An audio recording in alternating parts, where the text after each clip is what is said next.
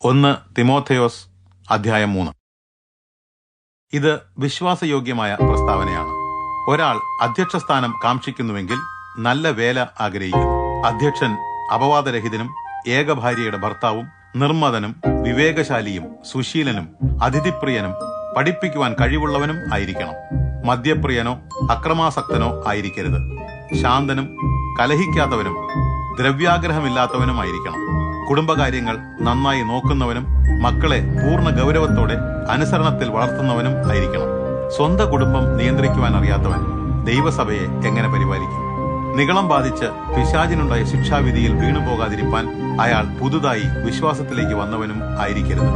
അപമാനത്തിലും പിശാചിന്റെ കെണിയിലും അകപ്പെട്ടു പോകാതിരിക്കേണ്ടതിന് അയാൾ പുറത്തുള്ളവരിൽ നിന്ന് നല്ല സാക്ഷ്യം പ്രാപിച്ചവനും ആയിരിക്കണം.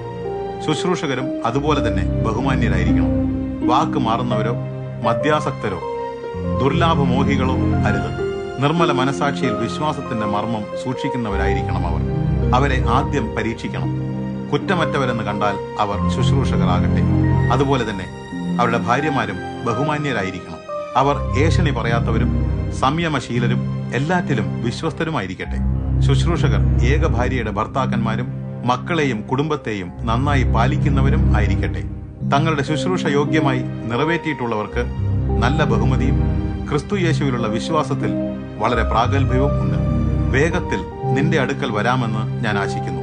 താമസം നേരിടുന്നുവെങ്കിലോ സത്യത്തിന്റെ തൂണും അടിസ്ഥാനവുമായി ജീവനുള്ള ദൈവത്തിന്റെ സഭയാകുന്ന ദൈവഭവനത്തിൽ ഒരാൾ എങ്ങനെ പെരുമാറണമെന്ന് നീ അറിയേണ്ടതിന് ഞാൻ ഈ നിർദ്ദേശങ്ങൾ എഴുതുന്നു. അവിടുന്ന് ജഡത്തിൽ വെളിപ്പെട്ടു, ആത്മാവിൽ നീതീകരിക്കപ്പെട്ടു, ദൂതന്മാർക്ക് പ്രത്യക്ഷനായി, വിജാതീയരുടെ ഇടയിൽ പ്രസംഗിക്കപ്പെട്ടു, ലോകത്തിൽ വിശ്വസിക്കപ്പെട്ടു, തേജസ്സിൽ എടുക്കപ്പെട്ടു.